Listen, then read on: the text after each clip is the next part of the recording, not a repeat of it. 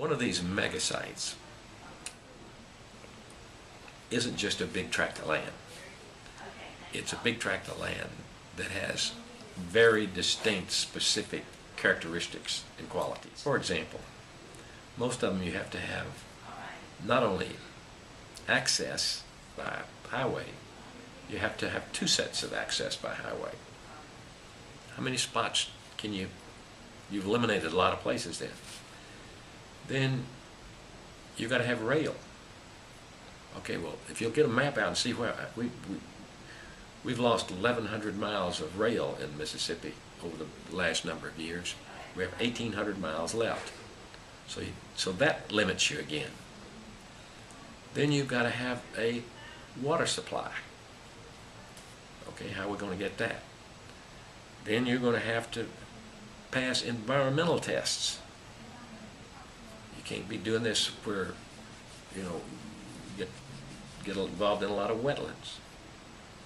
You've got to have natural gas available in quantity. And on and on and on. So just going out and assembling a nice big plot of land accomplishes nothing.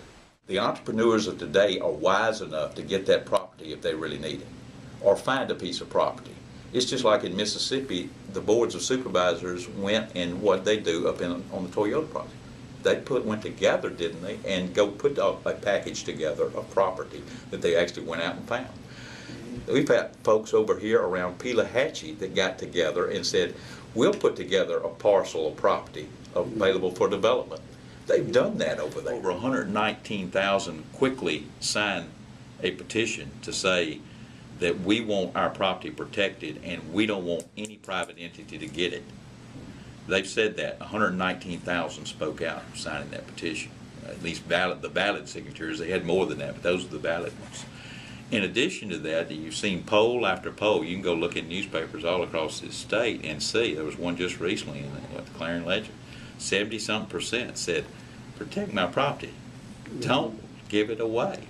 We got real problems in Mississippi. We need to be worried about, like 10% unemployment, when, and as opposed to spending all our time and energy worrying about theoretical problems. I mean, give me a break, everybody. Let's look at the facts. Do you think that some of the things that have occurred outside of Mississippi, though? Oh, no two ways about it. Everybody's got a television set, and they saw what happened in Connecticut.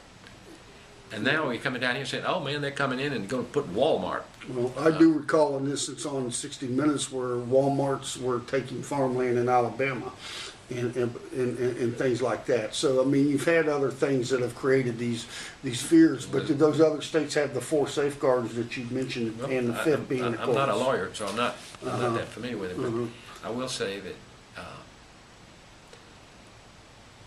we got a record here in Mississippi. It's there. Show me some victims. The system works in Mississippi. We need to be proud of the fact that we have a system that works.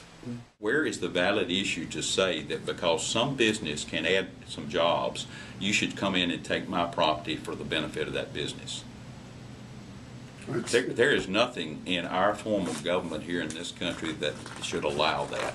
And that's where our members have voted. I'm not a board that has decided what our policy was or an individual.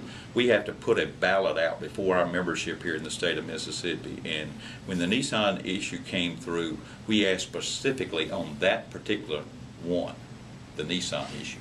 Because that way it was a picture before them. Here's what the job thing is that would come into Mississippi, and here's the issue related to eminent domain. What do you think we ought to do? 89% of our membership said no. Do not allow them to take private property and give it to another person that's a private entity like that.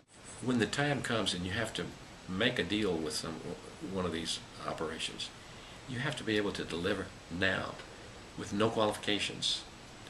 They ask, all right, Tennessee is ready to move today. Are you, Mississippi, ready to move today? Can you deliver good title today? Not, we're going to go see this farmer out here and see if he won't be in a good mood.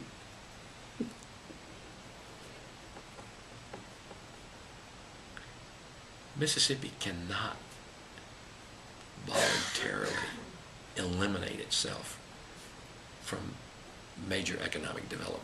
It just doesn't make any sense whatsoever. There are 43 states out of the 50 that have already, since Kelo, put some kind of extra protection based on the Kelo decision. Many of those states are right here in the Deep South that we really do compete with on a regular basis, to include Alabama, Florida, Georgia, South Carolina.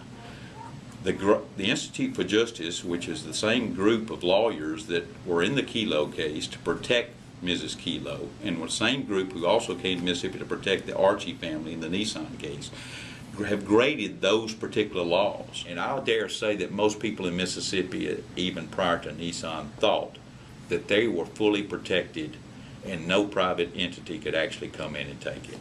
And I think if that case had gone to the court, the Archie case had gone to our Mississippi Supreme Court, I believe they would have held that prior to Kelo.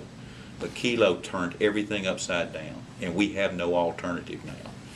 Otherwise, every person's property is subject to taking in the state of Mississippi for what some government entity would call economic development, more tax revenue, or more jobs.